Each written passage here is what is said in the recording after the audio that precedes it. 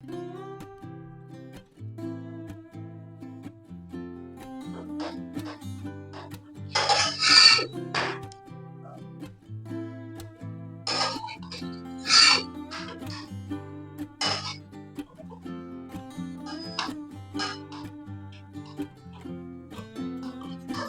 উঠছে আস্তে আস্তে।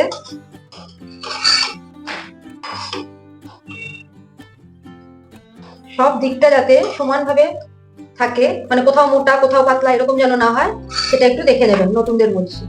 ব্যাস, মোটামুটি এটা শাঁকা মতো হয়ে গেছে।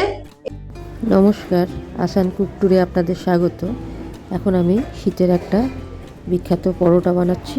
দেখুন কিভাবে বানাচ্ছি, দেখলেই বুঝতে পারবেন কিসের পরোটা।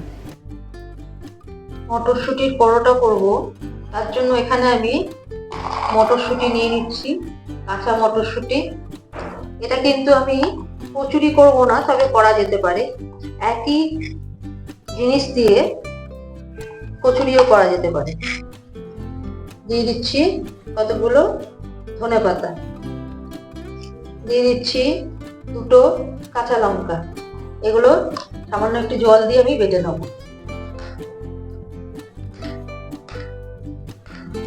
দিয়ে দিচ্ছি এক মুঠো মেথি শাক। এটা কাসুরি মেথি দিলেও হয় আর কি, যার কাছে যেটা থাকবে সেটাই দেবেন।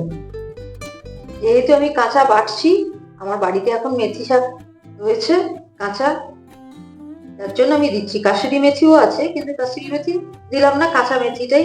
সবকিছু ধনেপাতা, মেথি শাক, এগুলো সব কাঁচা দিয়েই আমি বাটবো। পেস্ট আমার হয়ে গেছে, বাটা হয়ে গেছে ভালো মতো। একটু জল দিয়ে বাটতে হবে, জল দিয়ে বাটলে তবেই ভালো মিহি হবে। এটা আমি নতুনদের জন্য বলছি। আর যেহেতু আমি অন্য পদ্ধতিতে মানে পুর ভরে করবো না, সেই জন্য এরকম থাকলেই হবে। ঠিক আছে, নতুনদের জন্যই আমি বিশেষ করে আরো বলছি। এবার দেখুন আমি কি করছি। এবার এতে দিয়ে দিচ্ছি এক বাটি ময়দা, হাফ বাটি দিয়ে দিচ্ছি আটা, দিয়ে দিচ্ছি আন্দাজ মতো নুন, দিয়ে দিচ্ছি আন্দাজ মতো রিফাইন্ড অয়েল। এটা 2 চামচ মতো দিলাম। রিফাইন্ড তেল দিয়ে ময়ান দিয়ে মাখলে সেটা কিন্তু খাস্তা হয়, তো আমি সেরকমই করতে চাইছি, তাই তেল দিলাম। দিয়ে দিচ্ছি 1/4 টিস্পুন হিং। হিংয়ের গন্ধ পছন্দ না হলে স্কিপ করতে পারেন, হিং ছাড়াও ভালো লাগে। দিয়ে দিচ্ছি 1/4 টিস্পুন গরম মশলা গুঁড়ো। এতে লবঙ্গ, দারচিনি, এলাচ আছে। এগুলোকে আগে আমি শুকনো মেখে নেব।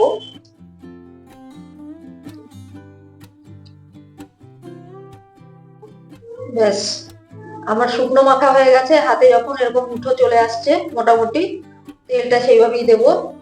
এইবারে আমি এই মাখাটা আগে নেব। মাখাটা কিন্তু একসাথে পুরোটা দেব না, অল্প অল্প করে নেব। নতুনদের জন্য বলছি যে একসাথে পুরোটা নিলে কিন্তু বেশি হয়ে যেতে পারে, সেক্ষেত্রে মাখাটা নরম হয়ে গেলে কিন্তু বেলা যাবে না, পরোটা বানানো যাবে না, সেই জন্য অল্প অল্প করে নেব। পুরোটাই আমার লাগবে মনে হচ্ছে, পুরোটা নিয়ে নিচ্ছি। এবার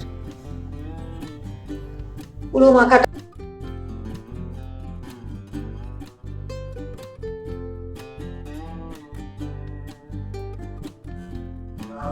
নিয়ে নিচ্ছি, এইভাবে পুরো বাটাটা নিয়ে নিচ্ছি।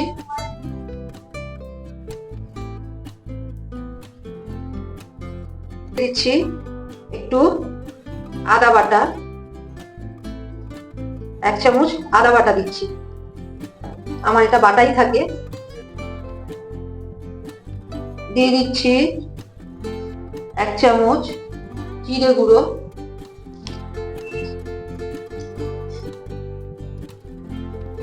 দিয়ে দিচ্ছি 2 চামচ ফেটানো টক দই, পাতলা করে ফেটিয়ে নিয়েছি, এটা দিলে টেস্ট খুব ভালো হয়।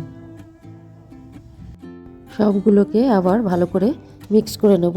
টক দইও একটু ফ্লাফি করে দেবে, জিনিসটা সফট করবে।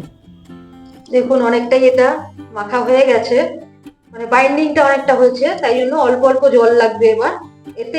এবার আমি এই জার ধোয়া জলটা আমি নেব, অল্প জল দেব আগে, যতটা আমার দরকার।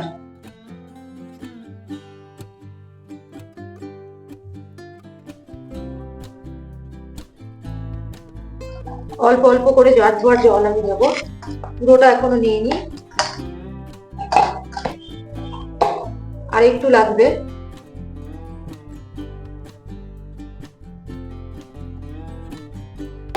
একটা মিডিয়াম ধরনের ডো বানাবো, এইভাবে অল্প অল্প করে জল নিয়ে মেখে নেব। সুন্দর আমার মাখা হয়ে গেছে দেখুন, এরকম ভাবে। হ্যাঁ, এই তুললে পরে নতুনদের শেখাচ্ছি আমি, তুললে পরে যদি এরকম ইলাস্টিকের মতো হয় তাহলে জানবেন মাখা হয়নি, ওটা কিন্তু চিমড়ে লাগবে। হ্যাঁ, এই তুললে পরে একদম এভাবে ছিঁড়ে উঠে আসছে, তার মানে মাখা ভালো হয়েছে। আর দই যেহেতু রয়েছে সফট করে দেবে, সেই জন্য এইভাবে মেখে 10 মিনিট আমি রেস্টে রেখে দিচ্ছি। সমস্ত মশলাগুলো ঠিক মতো এর ভেতরে ঢুকে যাবে, অ্যাবজর্ব হয়ে যাবে। 10 মিনিটের জন্য ঢাকা দিয়ে আমি রেখে দিলাম। 10 মিনিট পর ফিরে এলাম। এবার আমি একদম লেচি করে নিচ্ছি, যেরকম পরোটার লেচি হয় সেইভাবেই এরকম একটু বড় বড় করে লেচি করব। গোল হবে এগুলো, এগুলো আমি 3 কোনা করব না, ইচ্ছা হলে 3 কোনাও করা যায়।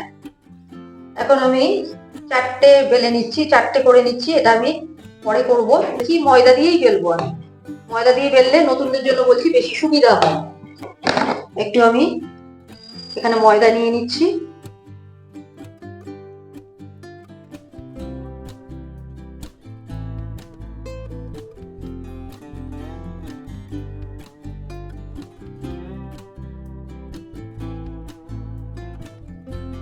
এটা আমার বেলা হয়ে গেছে। এবার আমি ভাজবো, দিয়ে দিয়েছি।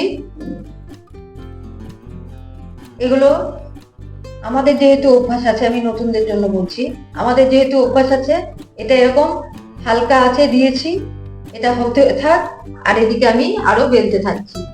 তো আর একটা বেলতে বেলতে আমার এটা কিন্তু হয়ে যাচ্ছে, ফুলে উঠেছে। এবার এই দিকটা দিয়ে দিলাম, সেঁকে নিচ্ছি।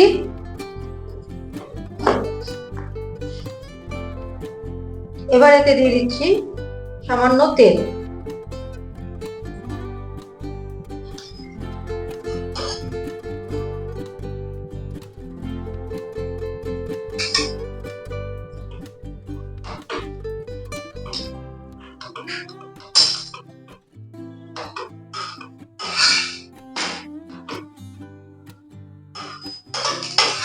দেখুন কি সুন্দর হয়ে গেল। তেল কিন্তু খুব সামান্য দিয়েই করব, পরোটা যেহেতু ডিপ ফ্রাই তো হবে না।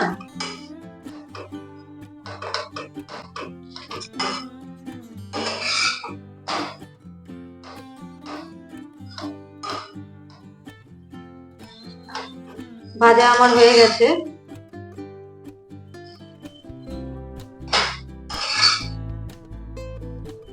তুলে নিচ্ছি। দ্বিতীয়টা দিয়ে দিচ্ছি। নতুনদের বলছি আঁচটা কিন্তু কমে রাখবেন, তাহলে এটা ধীরে ধীরে ফুলে উঠবে। আঁচ প্রথমে যদি বেশি দিয়ে দেন তাহলে কিন্তু এটা চিমড়ে হয়ে যাবে। প্রথমটা সবারই একটু খারাপ হয়, দ্বিতীয়টা থেকে ঠিক এসে যায় ফর্মে। তো এইরকমভাবে নতুনটা করবেন। অনেক টিপসই টুকটুক করে শেখালাম, ঠিকমতো ফলো করলে ভালো শিখতে পারবেন। সব দিকটা যাতে সমানভাবে থাকে, মানে কোথাও মোটা কোথাও পাতলা এরকম যেন না হয়, সেটা একটু দেখে নেবেন, নতুনদের বলছি। ব্যাস, মোটামুটি এটা শাঁকা মতো হয়ে গেছে। এই পর্যায়ে রুটি ফুলে উঠছে দেখুন।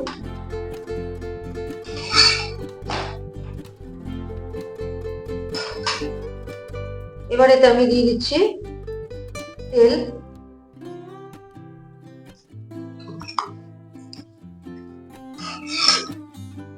ঘুরিয়ে ঘুরিয়ে দেখুন ভেজে নেবো, কি সুন্দর ফুলে উঠছে দেখুন।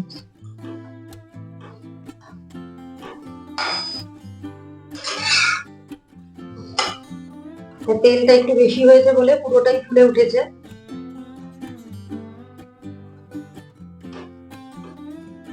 যার যেরকম ইচ্ছা, দেখুন এটা যেহেতু পুর ভরা নয় সেই জন্য পুর ফেটে বেরোনোর কোনো প্রশ্নই উঠছে না। ব্যাস, সুন্দর হয়ে গেছে, নামিয়ে নিচ্ছি। আমার মটরশুঁটির পরোটা সাথে sauce, tomato sauce ready to serve. আজকের মতো এখানে রাখছি, পরে অন্য কিছু নিয়ে ফিরে আসছি। ততক্ষণ ভালো থাকবেন, ধন্যবাদ। নতুনদের জন্য আরেকটা টিপস বলছি, যখন সেঁকবেন তখন কিন্তু এক পিঠ ফুলে উঠবে তারপরে উল্টাবেন, এরকম করবেন না। মানে ঘন ঘন উল্টে পাল্টে নেবেন, তাহলে কিন্তু পুড়ে লাগবে না, আর একটা দিক বেশি ভাজাও হবে না, চিপকে যাবে না, ছিটে যাবে না। ঠিক আছে?